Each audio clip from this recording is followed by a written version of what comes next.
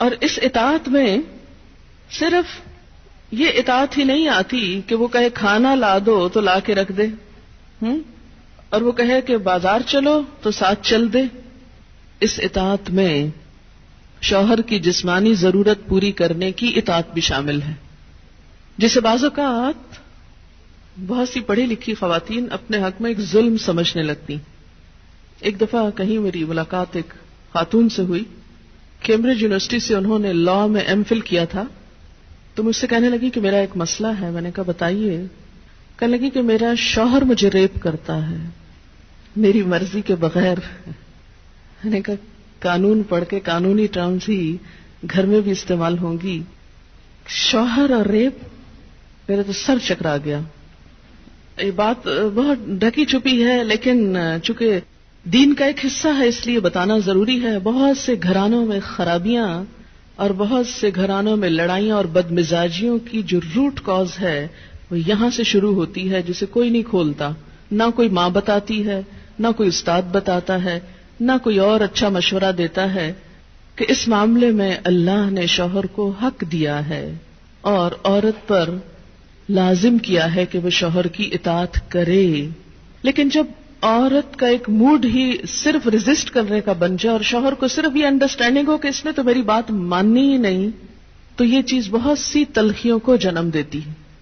ایسے میں عورت اور مرد کے مزاج میں چونکہ قدرتی فرق ہے، بعض اوقات شوہر کی جو ڈیمانڈ ہوتی ہے عورت نہیں پوری کر سکتی، یا عورت کا مزاج اس سے مختلف ہے، یا عورت اس کو اپنے لیے ایک مصیبت اور بوجھ سمجھتی ہے، تو بھی اس موقع پر اطاعت کہ اللہ کا حکم ہے، اور اگر میرا دل نہیں بھی چاہ رہا تو میرے رب کی رضا اس میں ہے، مجھے اس سے جزا چاہیے، صرف اپنی مرضی نہیں. آپ دیکھیں کہ جب سے عورت نے اپنے اوپر گھر اور باہر کی دوہری ذمہ داری لی تو اس میں عورت کے لیے اس مقام پر اطاعت شوہر زیادہ مشکل ہو گئی، کیونکہ وہ دن بھر باہر کے کاموں سے اتنی تھکی ہوئی ہے کہ اب وہ اس قابل نہیں کہ شوہر کی بات مان سکے. وہ بے شمار گھر کے علاوہ باہر کی ٹینشنز میں گرفتار ہے، لہذا ایک طرف اپنا گھر خراب کر رہی ہے. چاہے ایک شوہر کو اگر روز نہ ہی سننی پڑے تو اس کی توجہ لازماً باہر جائے گی، وہ کہیں اور دیکھے گا، ذمہ دار کون ہوگا. اور دوسری طرف اللہ تعالیٰ کی ناراضگی بھی، اللہ کی رضا شوہر کی رضا میں ہے اور اللہ کی ناراضگی شوہر کی ناراضگی میں ہے. ہاں یہ الگ بات ہے کہ اگر شوہر ناروا زیادتی کرتا ہے اور بالکل بے رحم ہے یا ایسا کو مطالبہ کرتا ہے کہ جو ناجائز میں آتا ہے، وہ تو نہیں پورا کرنا. جیسے آپ کو بتایا گیا کہ فطری طریقے کے علاوہ کوئی بھی ایسا طریقہ خواہ وہ شوہر اور بیوی کے درمیان ہی کیوں نہ ہو اسے حرام قرار دیا گیا، چاہے وہ عمل قوم لوط سے ملتا ہو یا اورل سیکس ہو، یہ تو ناجائز ہے ہی، لیکن فطرت کے دائرے میں. اور اس میں بنیادی چیز جو باہم کاؤنٹ کرتی ہے وہ باہم ایک دوسرے کے ساتھ کوآپریٹ کرنا ہے، ایک دوسرے کے مزاج کو سمجھنا ہے اور ایک دوسرے کے ساتھ تعاون ہے. لیکن آپ دیکھیں کہ ہمیشہ آئیڈیل صورتحال نہیں ہوا کرتی، ہر شخص اتنا کنسیڈریٹ نہیں ہوتا. لیکن اللہ تعالیٰ نے عورت کو جہاں شوہر کو باہر کی مشقت دی نا، کتنی مشقت ہوتی ہے گرمی میں، دھوپ میں. مثلاً ہر شخص کا ایئر کنڈیشنڈ آفس تو نہیں ہے کہ وہ وہاں بیٹھ کے کام کر رہا ہے. بہت سے مرد سڑکوں پہ سڑکیں بنا رہے ہیں دھوپ میں کھڑے ہو کر، کچھ کھیتوں میں کام کر رہے ہیں، کٹائیاں کر رہے ہیں فصلوں کی، کوئی اور مکان بنا رہے ہیں، دھوپ میں کام کر رہے ہیں. تو مرد اگر سارے دن کی باہر مشقت کرتا ہے تو وہ بھی ایک پینفل کام ہے، اور اس نے محنت کی اور بیوی کے لیے سارا آرام فراہم کیا، کھانا پینا باقی ضروریات. اب اگر بیوی کو اس کا مطالبہ پورا کرنے میں تھوڑی تکلیف ہو رہی ہے تو کیا ہوا کہ موڈ نہیں ہے، دل نہیں مان رہا، تو کیا ہوا، نہ صحیح. لیکن اس کے باوجود جو عورت یہ سمجھتی ہے کہ میں اپنے موڈ کے خلاف جا کر بھی اگر اپنے شوہر کو راضی کرتی ہوں تو یہ میرے رب کی رضا حاصل کرنے کا ایک ذریعہ ہے، تو آپ دیکھیں کہ یہ وہ چیز ہے جس کا صلہ آپ کو اللہ دنیا میں دے دے گا، کیونکہ آپ یہاں صرف شوہر کی نہیں اللہ کی بھی اطاعت کر رہی ہیں. کیونکہ ایک مسلمان عورت کو اس کے رب نے یہ حکم دیا ہے. اور اس میں وہ حدیث آپ نے سن رکھی ہوگی اور عورتوں کو سنانے میں بڑی مشکل پیش آتی ہے مجھے ہمیشہ، اور عورتیں ایک دم اوفینڈ ہونے لگتی ہیں. لیکن بات یہ ہے کہ چونکہ اللہ کے رسول صلی اللہ علیہ وسلم نے فرمایا ہے اور ہم ان کا نام سن سن کے روتے ہیں محبت میں اور نعتیں سن سن کے جھومتے ہیں، تو یہ حکم بھی آپ کا مان لینا چاہیے اور اس حدیث کو بھی سن لینا چاہیے اتنی ہی خوشی سے جتنی خوشی سے ایک نعت سنتے ہیں.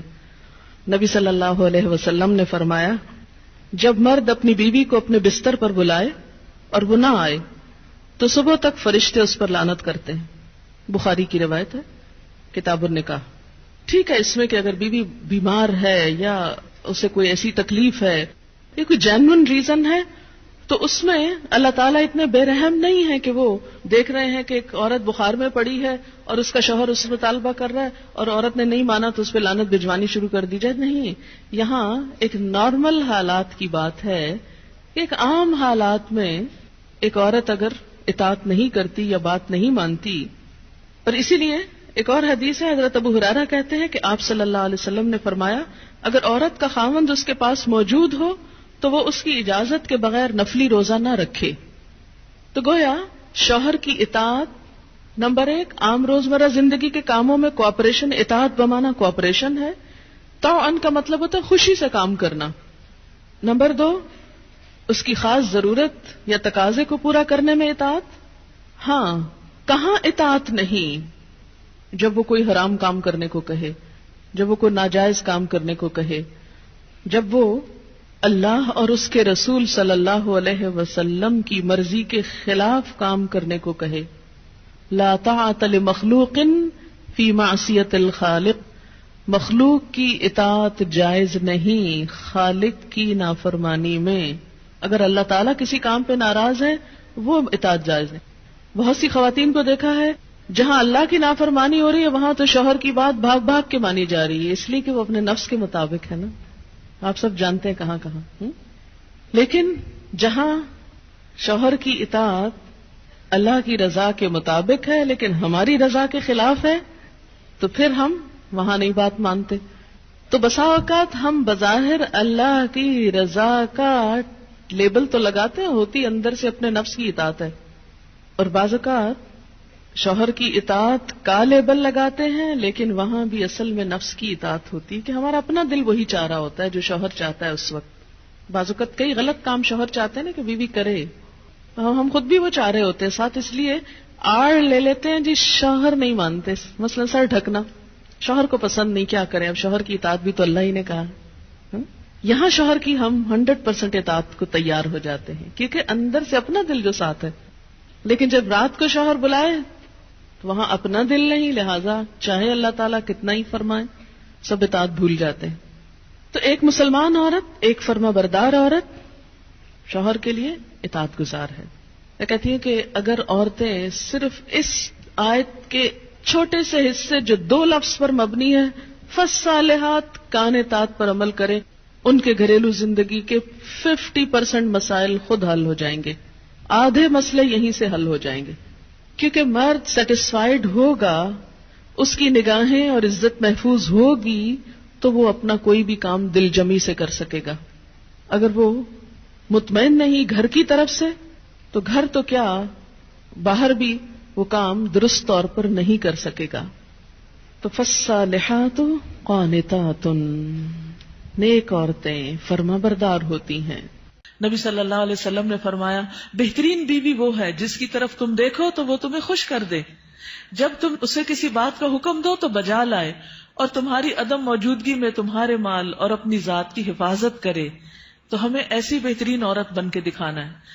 رسول اللہ صلی اللہ علیہ وسلم نے فرمایا اللہ تعالیٰ اس عورت کی طرف نظر رحمت سے نہیں دیکھتا جو خاوند کی شکر گزاری نہیں کرتی، حالانکہ وہ اس سے بے نیاز نہیں ہو سکتی، اس کے بغیر رہ بھی نہیں سکتی، لیکن جب وہ ہوتا ہے تو اس سے وہ صرف لڑائی کرتی رہتی اور گلے شکوے کرتی رہتی، کمپلینٹس ہر چیز میں کمپلینٹس. تو شوہر بھی چاہے اس کے پاس کتنی بھی جسمانی طاقت ہے یا مالی طور پر بہت سٹیبل ہے، وہ انسان ہے، وہ ہیومن بینگ ہے، وہ بھولتا بھی ہے، وہ غلطی بھی کرتا ہے. تو ایسی چیزوں کو اگنور کر دینا چاہیے. ہمیشہ گنتی کر کے رکھیں کہ اس کے احسانات کتنے ہیں اور اس کی غلطیاں کتنی ہیں. اگر وہ برابر ہو تو بھی شکر گزار رہیں، اور اگر اس کی نیکیاں یا احسانات زیادہ ہوں اور غلطیاں کم ہوں تو غلطیوں کی بنا پر اس کی ناشکری نہیں کریں.